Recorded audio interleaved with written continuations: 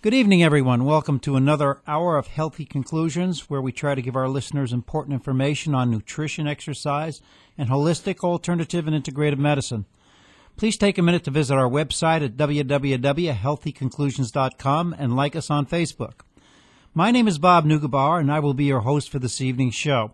Tonight's show is being brought to you by Altrua Health Share, which has been serving its members and their families with their health share needs since 1997.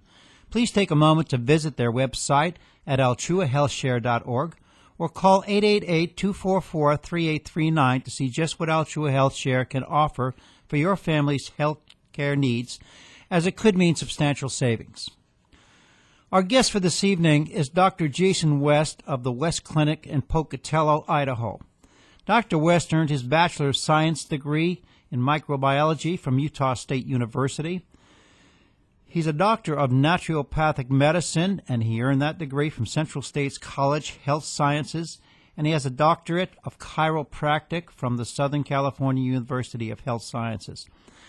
Dr. West runs a very successful integrative medical clinic, which celebrated its 100 years of service to the community last year. His great-grandfather opened the clinic in 1916, and it has been passed down from father to son, from generation to generation, for 3 generations. Is there anything that you would like to say or add to this, Dr. West? Well, just the fact that, I love education, and my wife said that if I ever thought of going back to school, that perhaps my new wife would be more understanding. Okay. Well, let's get started here. I'd like to talk a little bit about integrative medicine and what happens at your clinic. So let's start out this evening with an explanation of what integrative medicine is to our audience and how you practice it at your clinic. Well, Bob, I think that integrative medicine is really the sweet spot for patients, where you combine traditional healthcare and alternative medicine healthcare, where really the provider or the initials after the provider's name doesn't matter as long as the patient gets better. Now, that may be a little bit of a utopia or a Pollyanna approach to integrative medicine, but really it's the integration of the best of both worlds. And that's the definition that I like. And at our office, we actually have a provider promise. And the provider promise with, the 4 doctors and the nurse practitioner here at the office is we don't care who gets the credit as long as the patient gets better. And if healthcare providers took that approach, we would have a lot better healthcare system. So you have 4 different practitioners there at your office when you're going to see patients. What are their jobs? What do they do, and how do they facilitate what happens there? So everybody has a little bit different discipline or different slant on their approach, their background. So we have myself, who is a chiropractor, naturopath, acupuncturist. We have another gentleman, Dr. Nelson, that does a holistic approach. He grew up in a naturopathic family. His dad was a really prominent naturopath, and then has the similar credentials that I do: a chiropractor, a naturopath, an acupuncturist, a nutritionist. We have a mind-body healer, Dr. Hollingsworth, who's actually been on your show. He's with us every Tuesday, comes over from Boise to help with our complicated cases. And then we have a medical practitioner, a medical director. Her name's Shelby Stoddard. She's a nurse practitioner that overviews all of our medical approaches and integrates with the medical community as needed. And for the patients that are in our system, she overviews their prescriptions and integrates with Dr. Nelson and myself on bringing in the natural, nutritional, and an herbal approach to complicated healthcare conditions. So everybody has a specific job and a specific reason for being there. Is that right? Exactly. We try and again, when patients come into the office, we really want to have the smorgasbord or I don't know if buffet is the right word, but we want to make sure that patients have the opportunity to select the best healthcare intervention for their condition. Because we found that when patients are educated on all of their treatment options and the rationale for those treatment options, that they make the best decision for their particular case. So you're counting on each one of these physicians to put out what they think about the patient, and then you come up with a proper diagnosis and a way to treat. Is that what you do? Well, yes, it's not quite that order. I mean, we have the patients come in, we have an interview, and we want the patients to tell us what is wrong, what their diagnosis is. Do they agree with the diagnosis, which is always a really interesting question, because so many times, I think one of the problems with the United States healthcare system is we don't give enough value into what the patient is telling us what's wrong. So, it's interesting of the days of going into a healthcare provider and getting the diagnosis and then following the doctor's recommended treatment plan are over. That doesn't happen, because immediately when you talk to the patient of what is wrong, what their diagnosis is, what are their options, they immediately go consult the double-edged colleague. And when I say double-edged, that sword cuts both ways, of Dr. Google. So they immediately jump on Dr. Google, and they'll say, well, my doctor told me this or that. And I always find it fascinating to ask people, what is your medical diagnosis, and do you agree with it? Well, I'll tell you, it's fascinating. I understand what you're saying, because I just fired my doctor last year and hired a new one, and I don't think a lot of people do that. Sometimes I think doctors are like politicians and have to be changed like baby diapers, especially in today's world. You get 20 minutes with a doctor, and that's about it. He doesn't even get to know your name or how to spell it in most cases. And he's telling you what to do with your life. And, Bob, what we like to do in the office, we do it backwards. We're a low-volume, high-service office, and we spend a lot longer than that with patients. I mean, our typical face-to-face doctor time with a patient in the office is an hour, and that's our initial visit. And then we workshop that. So whoever does the interview with the patient, we workshop that the next morning between 8 and 8:30. We go through our patients, and we have all of our providers and our whole team input on, this is what we know about the patient, this is how we think we can help.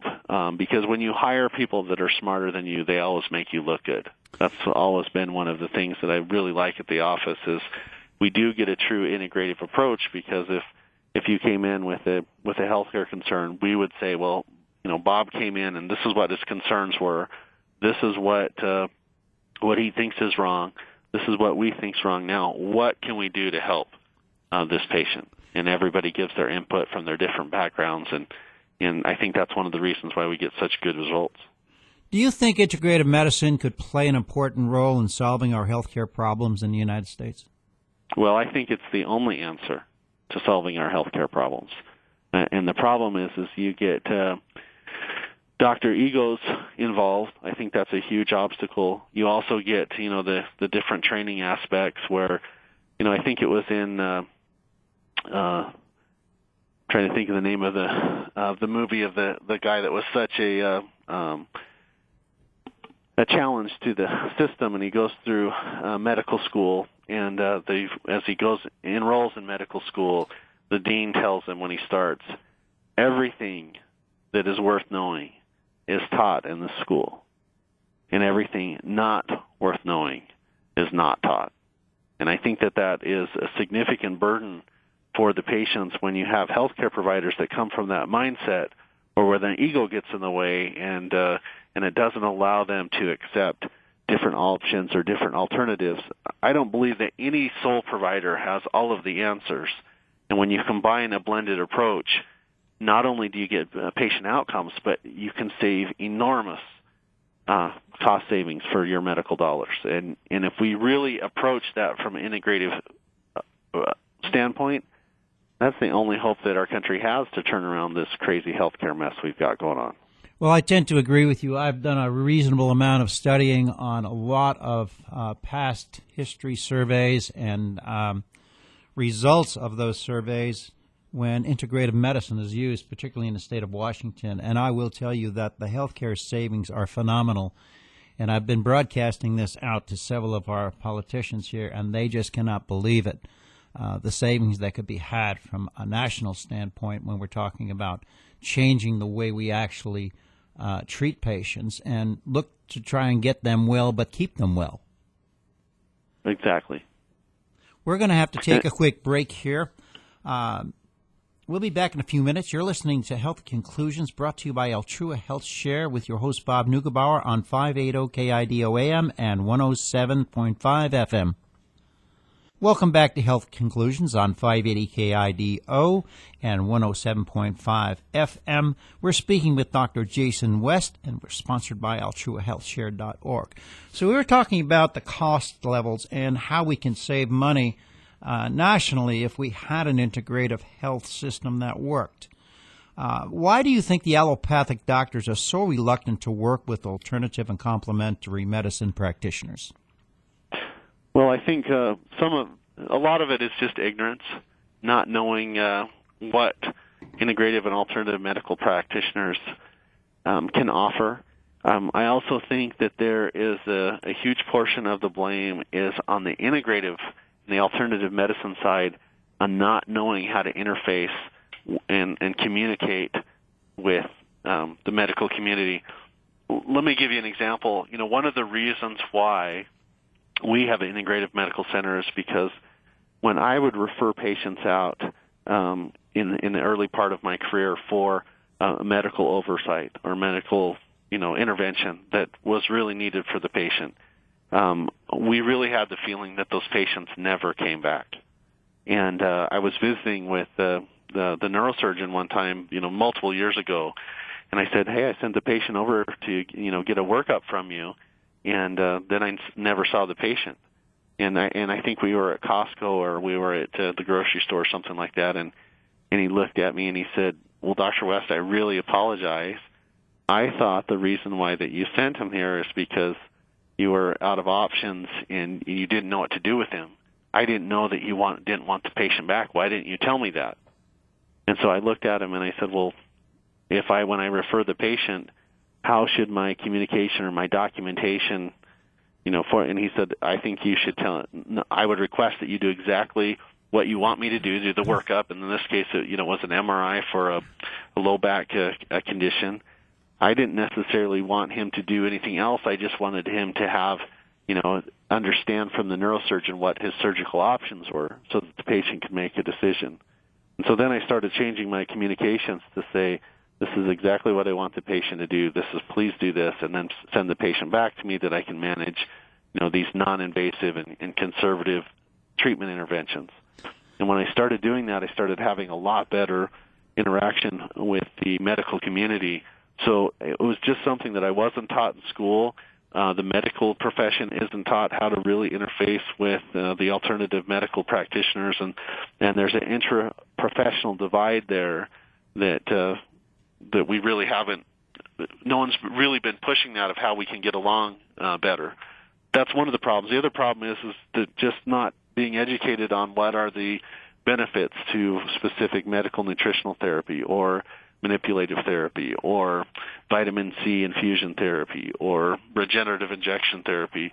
And then a lot of it too also is the egos involved in the alternative medicine and the traditional medical doctors, because so a lot of times what happens is people start having a self-esteem complex if they can to help people the right way.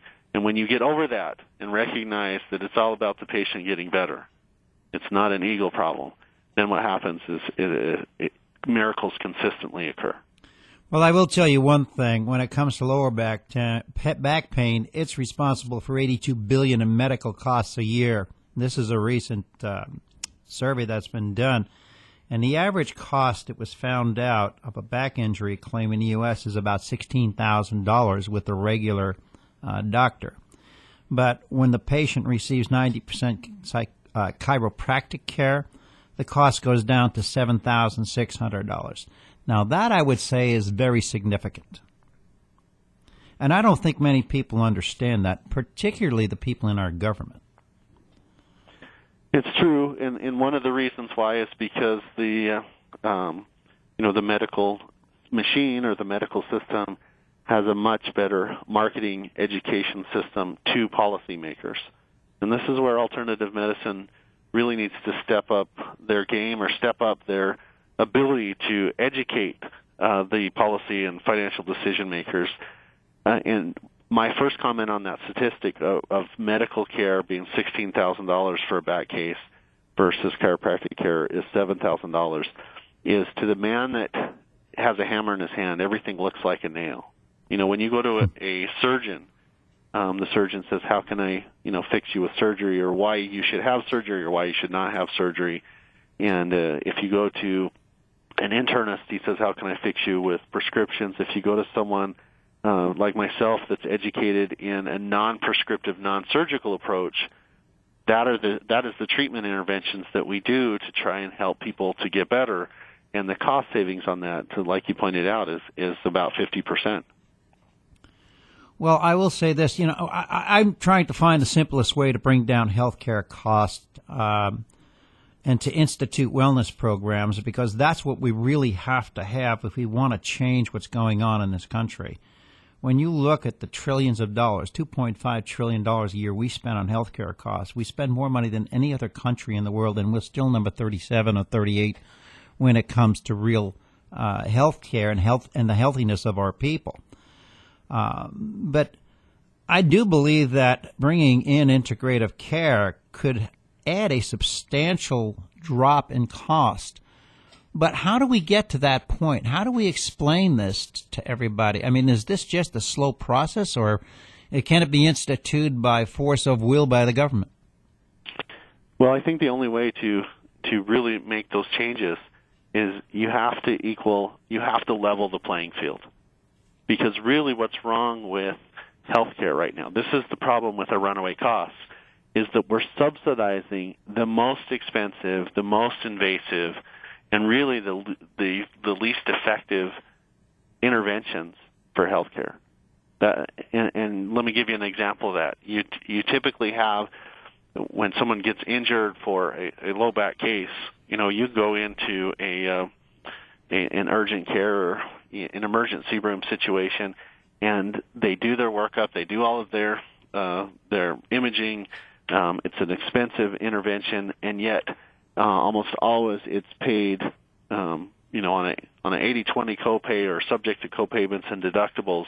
But if you go into an alternative medicine situation, sometimes the E&M codes aren't covered, the X-rays codes aren't covered, and what happens is the patient has to pay out of pocket for that. So we're subsidizing behavior that costs and is charging those dollars. And we're not even following the guidelines in the Affordable Care Act, where we should say that there shouldn't be provider discrimination and other things. But when we stop subsidizing the most expensive healthcare interventions, then we're going to make a change in the financial direction of healthcare. Well, I think you hit the nail on the head. And if you look back through the Affordable Care Act in Section 2706, it is the non-discriminatory clause that has never been exercised or talked about in most states, and that's unfortunate. But what you're telling me is that this has to start, the root of this change has to start with the insurance companies accepting the fact that there are better ways to handle and less invasive ways to handle patients with chronic problems. And I think this was borne out in the 10 or 20 years that Washington State has been requiring insurance companies to pay for alternative and complementary medicine. We see the figures. We know the figures. The thing is, how do you get the insurance companies, and I guess it has to be a government action and a non-discriminatory action that does that? Well, I think that there's actually two different ways that can happen. And certainly having the government enforce, Section 2706, where you don't have the discrimination in healthcare providers, who qualifies to be able to do a physical. Is that across the board, or is that, for in the Medicare, Medicaid guidelines, my state statute says that the practice of chiropractic or the practice of naturopathy is the investigation, examine, diagnosis, and treatment for any human condition. But we have something here called compensation slavery, which is a lot of what happens with the doctors. They provide services to what they get compensated for. So even though my state statute says I can diagnose and investigate, examine any human condition, the insurance policy or the insurance guidelines are for manipulative therapy only. They don't provide examination and codes. They don't pay for clinical nutritional interventions. They don't pay for lifestyle modifications. And so we're in a crisis healthcare system where we're subsidizing the most expensive healthcare delivery system in the world, and then we're mad at people's behavior that we don't use least costly interventions. I mean, this is just simple economics. We have a healthcare financial disaster because people are not recognizing that keeping people healthy, we need to pay for that, keeping people out of invasive interventions whenever possible. And again, I'm not anti-medicine at all, but I do think that there is a lot of prescriptive utilization and surgical interventions that are not necessary. And if we tried other things before it, and really the statistics show we just have to do a little bit better job of getting people out of a surgical complication or a side effect of a prescription to be effective. But it's never going to happen until two things happen. One is either the government has to enforce their own policy and their own laws that we passed about non-provider discrimination. The other empowering portion of this is the employer populations, the employer groups, the CFOs, the CEOs that are writing the checks to the insurance companies. If they're educated on their options and then they tell the insurance carriers and the third-party administrators, this is what we're going to pay for. We want a more blended approach. We want to pay for, nutritional interventions and nutritional Doc, I have therapies. to break in here. We have to take a quick break. We will be back in a few minutes. You're listening to Health Conclusions, brought to you by Alchua Health Share, with your host Bob Nugabar on 580 KIDO AM and 107.5 FM. Welcome back to Health Conclusions on 580 KIDO. We're speaking with Dr. Jason West, sponsored by AlchuaHealthShare.org. Okay, we left off, you were talking about the corporations and how they are becoming involved in wellness programs. I've done a few studies on this and found out that this is one of the primary ways that they're cutting down on healthcare costs. And they're incentivizing and disincentivizing people to be well. Do you think that is possible that we could do this in the public arena as with Medicaid or Medicare? And how would you go about something like that? Because the corporations are doing a fine job. They need to enforce it more and get the insurance companies to start doing this and paying for it. But how do we do this in the public arena, which is so much larger? Well, what I've learned out working with, partially self-funded and in the corporate wellness sector, is that the decision makers, the people that are writing the checks, have so much more power than they think they have. Because typically what has happened is the insurance community, the health insurance brokers have basically come in with a canned or a pre-programmed package. They give it to the CFO and say, this is your options. And really what we've seen is enormous adaptability to change from the insurance sector, the third-party administrators, the reinsurance, if the financial decision maker is educated on the options. Say, look, I'd like to institute this wellness program. I'd like to institute this protocol for these chronic healthcare conditions. And they're reversing their costs. And to do that in the public policy sector, we just have to again, have those policymakers educated on the cost savings. Like, and a perfect example is the low back study, where you have a medical approach, it's $16,000, where you have an alternative approach, it's $7,600. Well, I don't think that the policymakers are really aware of those numbers. And if you bring them, that's a simple mathematical decision.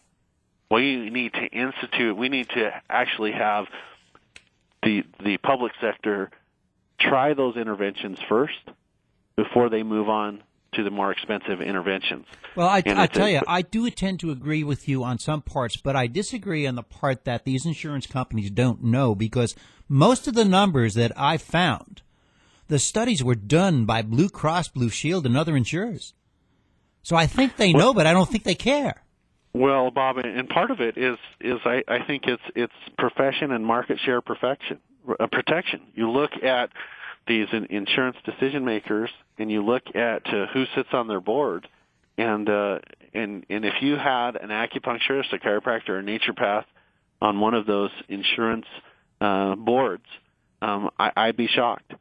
Our voices aren't heard. They're and you follow the money, and it seems like it's a logical, easy decision. But I don't know if I have a great answer why it isn't being enacted or why it isn't occurring. Well, I mean, even when you look at state governments, federal governments, state governments, you know, they carry some of the best insurance policies. They have some of the best insurance policies that money can buy, but they have absolutely no wellness program. I mean, just take a look at the state of Idaho spends $230 million, I believe, a year on their 30-some-odd thousand employees for insurance. But when it comes to getting them to the gym, they got to pay $19 a month to go to the gym. This should be something they should give to them free of charge. Or for $50 a year, make it as simple as possible. Not only that, there should be some kind of an incentive that if you go there, you're going to get a better benefit, or things are going to be better, or we're going to do something for you. Just like if you smoke, you should be paying more for your insurance. Am I correct or not? Well, I absolutely think that you are. If you make conscious, detrimental decisions for your health care, especially in the public policy arena, as a tax-paying citizen, why should I have to subsidize that poor choice?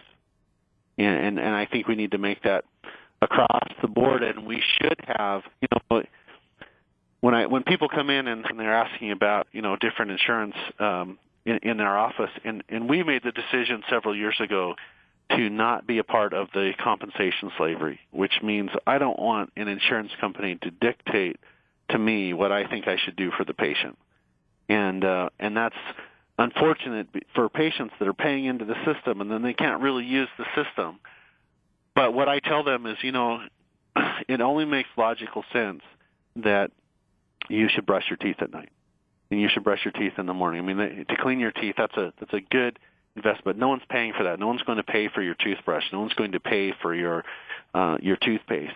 And unfortunately, over decades of brainwashing, you know, we've got patients and people thinking that we can take a pill or we can just go see a doctor and do a surgery, and it takes care of decades of poor health choices.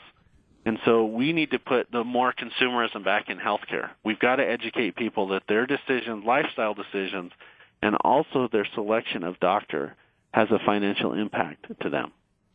Well, I don't think they understand that, but I do know that when people are given an alternative in healthcare, they will always try the less invasive way, which of course would be the complementary and alternative medicine part of this. The problem is getting a payment schedule that makes it easier for them, and I do believe that the quick way to get to that program is through HSAs with a much higher deductibles like they do in Chile. You can put as much as you want into an HSA. It stays in there forever. You only use it for medical purposes. If you take it out for any other reason, then you have to pay taxes on it. But we don't have that here. We have limits on everything. And this should not be a limited thing. Look, medical costs are so high now, the only way we're going to bring them down is if people actually deal with the doctors themselves and control the money going to them. When the insurers do it, you never see it. It's third-party transaction. So how do you change that besides HSAs? Well, and the solution is it's the HSA.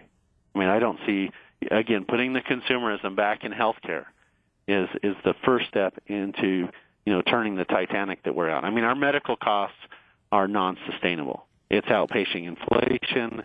It's the number one cause of bankruptcies, these medical costs. You have to put the consumerism back in. The only way that you do that is the HSA approach. The HSA plan is the way that you do that. And unfortunately, you know, that I don't think that the IRS is really that excited about the health savings thing. One is because you pointed out we have caps. We can't even put as much money as we could in there. Yet it would really fix the system if you walked into your doctor and you said I had a headache. What typically occurs now is we do a whole profile, and because we're so concerned about medical litigation and everything else, that the odds of having a brain tumor, are really, really, really small. Now, is it possible? Yes, it's possible. Is it likely? It's not likely. But immediately we jump into the advanced imaging.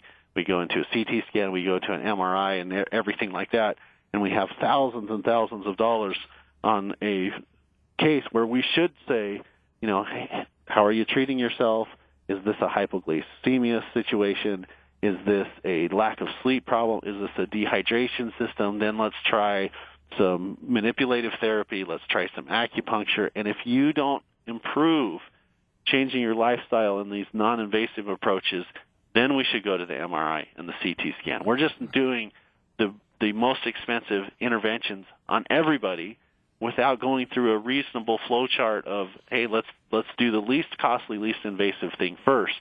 And if patients in the public was in control of their money and they were making those decisions, there's a law in economics that states that the consumer is relentless in pursuing the most cost-effective product or service. We've just taken that out of healthcare. I mean, can you imagine running a car dealer, how we running healthcare, where you walked into the car lot and said, I'd like a car, and the car dealer says, okay, Bob, go back home. We're going to send you a car to your house. We're not going to tell you what color it is. We're not going to tell you how much it costs. You're going to get the bill for all those services a couple months from now, but go back and we'll have a car show. I mean, we couldn't run another business how we're running healthcare. Well, I couldn't agree with you more, and I think until we put the money back into the hands of the consumer, where they have the freedom of choice and they can pick where they want to go, which provider they want to go for, and they will always try to find not just the best provider, but the low-cost provider in that category. And I think that's what you're right. That's what's been missing in our healthcare system for the last 60 years. And the unfortunate part is that this is a lobbying effort by the insurance companies to keep control, and also the AMA to keep control of the healthcare system, because they are definitely in control. There is no question about it in my mind. I agree with you.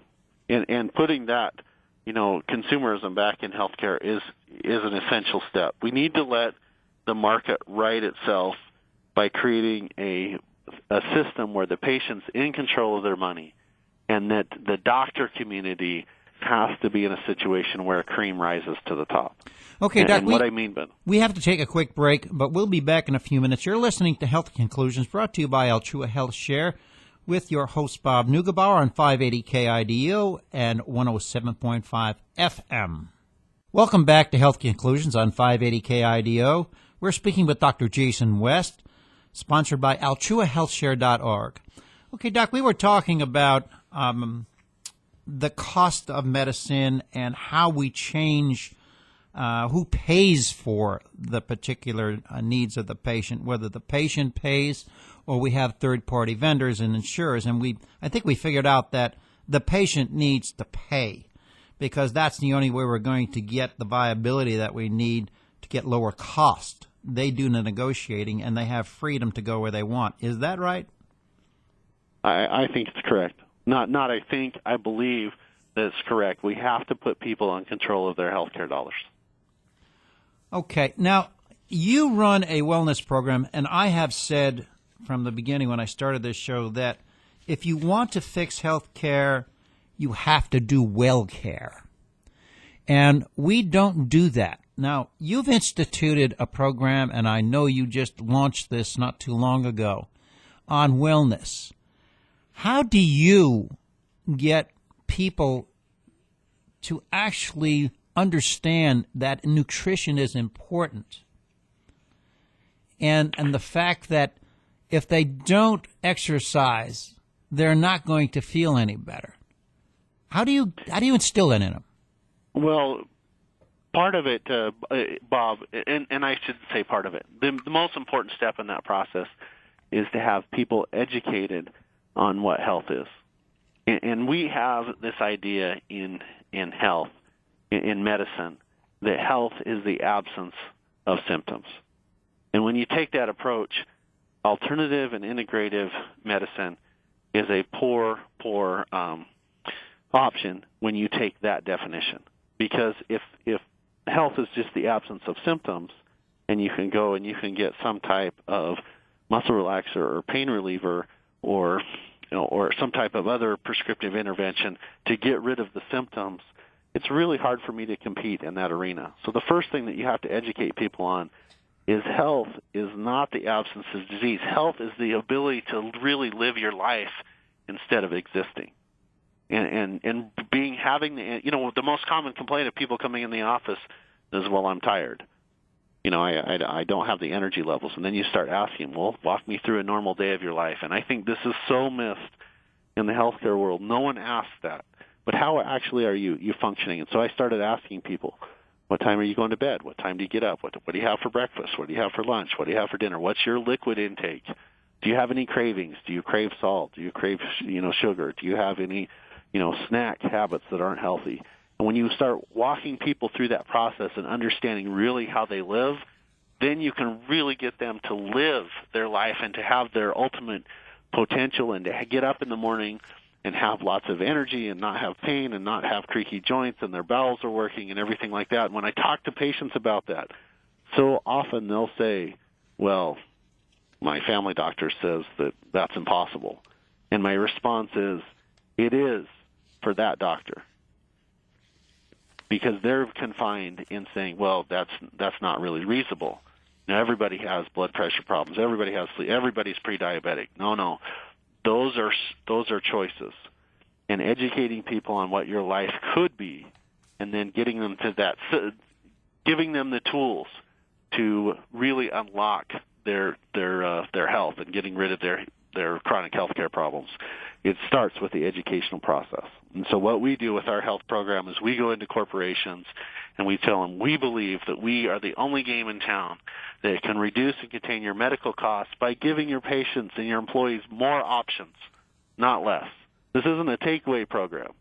And it sounds a little bit counterintuitive, but you can reduce medical expenditures by increasing benefits, not decreasing them. Because when you increase the bright benefits, what it does is it gives the employer, that consumer, choice. And when you give them the education options, consumers have the natural inclination to do the least costly, least invasive treatment intervention first. But it starts with education. It's a CFO decision.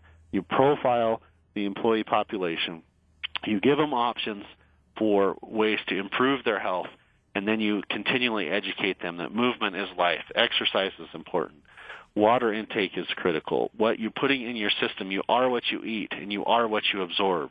And then when you start getting people to change their lives and you profile those testimonials, now what happens is you can create a wave of healthcare change and medical cost savings change within the organization. Well, I know what you're saying is correct. You asked why the corporations are implementing these programs. It's up like 50% in the last year.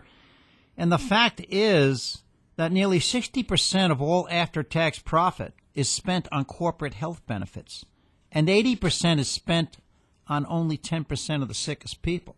So if you can correct that problem, you can correct the $153 billion corporations lose every year because of lost productivity. And that's wonderful for the corporations. Are they the ones that are going to have to lead this charge? What do we do about the public sector? I mean, Idaho has almost 20% of its people that are on Medicaid or should be on Medicaid. And we know that those budget expenditures are not going to go up this year. They're going to stay the same or go down. How do you handle this? How do you get the government to understand you have to change? Well, I think that you just have to set the example in the private sector. You have to. I think that's the only way that you make public policy changes, and you make it for the government employees, the Medicare, the Medicaid, is you have to set the example in the private sector, and you have to demonstrate the cost savings, and then you show the cost savings to the public sector, and it's just going to take longer, but that's the only way that you can do it. Well, I tell you, I wanted to bring one thing. I read through this study on diabetes. There were 3,234 people in this study. They were picked at random to take the drug metformin or engage in a lifestyle modification program. And the onset of diabetes was cut nearly 60% in the lifestyle group, and the lifestyle group proved more cost-effective, costing $8,800 compared to the almost $30,000 for drug intervention. You know, these are such blatantly stand-out items, and these are actual studies that are done by insurance companies. I don't think they want to bring them forward because they're afraid it's going to hurt their profitability. Yet they can't stay in the Obamacare. They have to do something else. Well, certainly when you profile those, studies and you say that, really type 2 diabetes is a lifestyle choice disease. And then we have wonderful, marketing to the populations that, well, you don't really have to pay attention to what you're doing in life. You just have to take, this pill or this intervention to regulate blood sugar. And really what has to happen is the person, if they'll make a lifestyle change, that disease is nearly 100% curable. And anyway, and we need to again, we've got to figure out how to educate and incentivize the masses to make sure that we do the lifestyle changes, the exercise, the decreased intake of these, enormously sugary foods, get people to eat better. Really the bottom line is we've taken away the personal responsibility in patients, and I keep saying patients, but it's really the public health. And now we're paying the price for that because we've abdicated that decision to a carrier, to an insurance company, to the government, and we see the manifestations of that now. We have an unsustainable system. Well, I have to tell you, I agree 100% with you, and we're going to have a severe shortage of doctors in 2025. We're going to be short like 90,000 physicians. And if we don't bring the million or so alternative medicine people into the mainstream of medicine to help with this problem, we're just going to be up a creek, and we're not going to know what to do. And the problem is going to hurt the people who are the poorest most. The people who are working, they have their health care, but those that aren't, they're going to have a serious problem. I'd just like to thank you very much for joining us this evening and for offering your insights into natural medicine and what we can do with integrative medicine. This is Bob Neugebauer signing off for Health Conclusions, and we hope you will join us again at the same time next Sunday for another hour of informative talk about nutrition, exercise, and alternative medicine options, sponsored by AltruaHealthcare.org at 580 KIDO AM and 107.5 FM.